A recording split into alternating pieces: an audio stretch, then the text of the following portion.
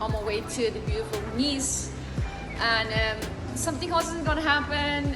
I'm gonna be there for 3-4 days, gonna meet up with some friends, and my little sister's flying over too as well. So super excited, super excited.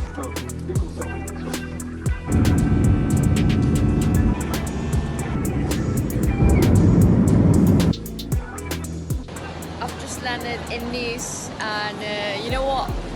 I'm already loving this place because it's home breeze.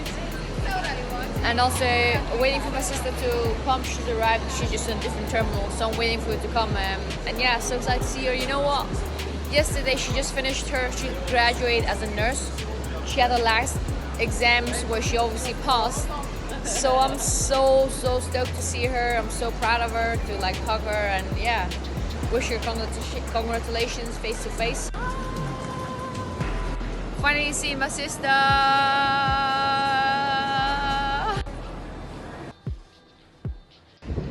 The beautiful Nice, about to go and explore and meet some amazing people the next couple of days with my little sister here. Yes. But I met up with Rookey yesterday. She is amazing, and yeah, I was in Paris. It was probably been one of my favorite episodes so far. So enjoy it and stay tuned. I'm super excited to introduce you guys to an amazing woman. Actually, just introduce yourself. Okay, yeah, thank you, Nadia. Yeah, my name is Rookey Heyakaya. So I used to be the only woman in the Street Legends team, which was the best street football team in the world. So that was pretty okay. Yeah, and so ever since I was a little girl, I just dreamed about playing football in sold-out football stadiums. I wanted to become a professional football player, play in the United States, but that never happened for me because I got injured when I was 20 years old. So that's when street football just became bigger for me. But not only that, it was also that the culture was becoming internationally bigger. So I've obviously heard a lot about the stuff that you do, inspire young ladies with your street football. You travel, entire world around to teach them, you know, tools they're gonna have with them the rest of their lives with football. Could you tell us more about that? So the foundation that I founded together with my friend is Favela Street. And when I was 18 years old, in 2003, I first visited the favelas, the slums of Rio. It was the first time that I ever experienced the power of street football. Because in a place there in favela where people deal with extreme poverty and violence, that simple game just brought a lot of joy and happiness. And I remember just being in the middle of the favela on like a sandy pitch, and you had like these orange brick houses around it. And right on the side of the pitch, you had boys, 16, 17 years old, with flip-flops on, shorts, football jerseys, and they had big guns in their hands. Oh, wow. And I was looking at it and I was like, why is nobody running away?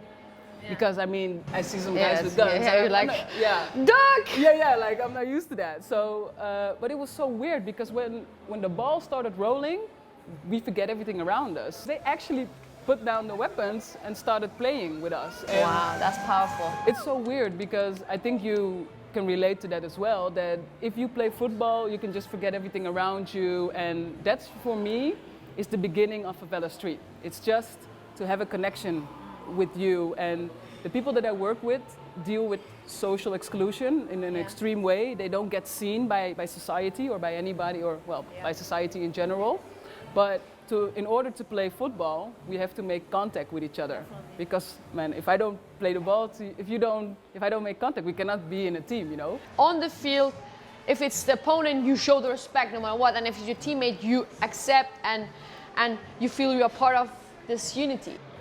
I always feel the people who are, you know, the most need or have nothing to give, they're the one that are the nicest to you, or they're the one that teaches you the, like, you know, most valuable, like, you know, lessons in life. You know, they told me, like, last time I was there, I was like, you know what, at the end, it's if you have nothing to give, you have love and compassion. Right. And it was overwhelming all the people around me, how much love they were just giving me, and they just met me, you know, and I was always feeling guilty. It's the exact thing that I felt when I was in Rio, where I just saw like these people don't have a lot, but they take their life day by day, and they just enjoy life more than most of us in the Western society do. But I think that also like the joy of football in those places is even bigger. And that's why I always, I'm attracted to, you know, because I still feel I have this part of me that's, you know, because this is how I started. And it's for me, it's like, I don't really care like what I'm wearing, where I am. I can still go on. Jump in. Yeah, exactly. So I can so easily relate to that, and makes me happy. I'm like, oh, let me in. And you can be a little girl again, because sometimes when I say like I'm 35, most of the people are like, oh, you're 35? I'm like, yeah, but football just keeps me young. You're actually making a huge impact for girls around the world. Thanks. With the football, and also you're hosting. Tell me about this. Yeah. So. Since the Euros, which was, I'm sorry, really... the heart like just broke, and then the knife, you know, just twisted my heart. Yeah, okay, right now. Became champions of Europe, which was really nice, because I'm so sorry. It's okay, Rocky. You go, Rocky. Rocky. We got to host, I got to host like the orange fan zones.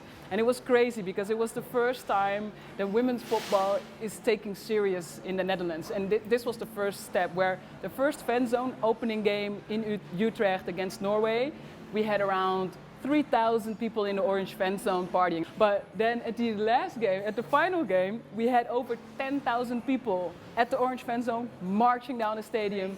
And I think you saw it was like a total takeover, right? I saw it like, oh man. Also the stadium when we were playing the finals, it was insane, you know? I think there was, over 30,000 people in the stadium. When they scored, I remember this ground shaking. I was like this, and I was like, everything is shaking right now. And this is one of the times I've experienced this in women's game, you know, because I played in front of a lot of amazing crowds, but that was the moment. Massive, huh? I was like, oh my God, this is exploded. And it's kind of funny because I always dreamed about playing football in sold-out football stadiums, which never happened. But now I'm hosting. So Okay. Hey, fine. I'm still, same thing. There. You're still feeling the energy. Yeah. Amazing.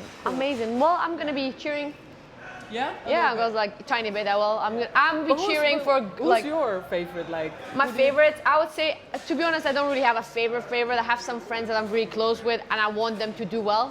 You know, on the English team, I have so many friends that I play with, I'm close to, and the French as well. You know, but at the end, I just want a really good tournament. Because of the women's football, you know, the higher quality, the better terms afterwards, and the more exposure women's football is gonna get. I mean, may the best team win. Yeah, I agree. Okay, so I cannot let you go. I mean, I know you were just about to get on the subway, go home, or whatever, but I gotta challenge you. And we're not gonna play against each other, but I would love to like do some skills and just see if you got it like in you to like do these street football skills. And it would be even more awesome that if you learn something from me, then do it in a very important match, and then go to the camera and be like, Rocky, this is for you, Dude, seriously, I love learning like anything, like, so I'm so excited for this. No, like seriously. Just 12 again. First trick is, it's actually the first trick that I learned from my father. Oh wow. My Moluccan father, and it's a way to actually pass the ball. And it's something that I think you can really surprise your opponent. All right, so it works like this, and then you over, and then I think you got this. So literally you're running over, and then you like. That's why she's a pro. Yeah. So this was too easy. No, this is awesome. I love it. Yeah? I'm gonna be training more on this. I need to perfect it. So I know you like to do this trick a lot, where you just trick somebody and you go that way, right? That's one of my favorite ones. Yeah. Nice. So this way, you just act like you shoot the ball, touch, and you take it back. Oh, wow, that's a sick one. I so love that. Shock people, and then you go back. Pro, huh? Pro. Okay, I got it. I think I've got it. So you first. No, wait. You Touch, boom, boom. Yes. Is it? Is it? Yeah, It was a decent? That's the one. A nutmeg, and in the streets it's like the worst you can get, right? Really?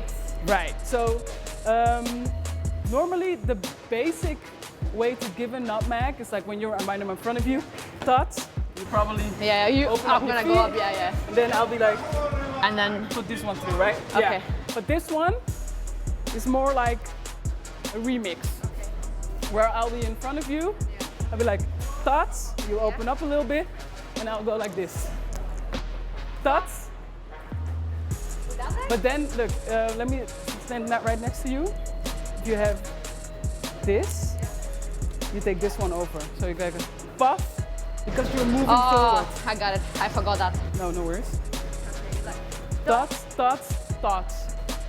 Okay, I have to do more salad though. But so this was already nice. So literally, yeah, I've been just taught some awesome tricks.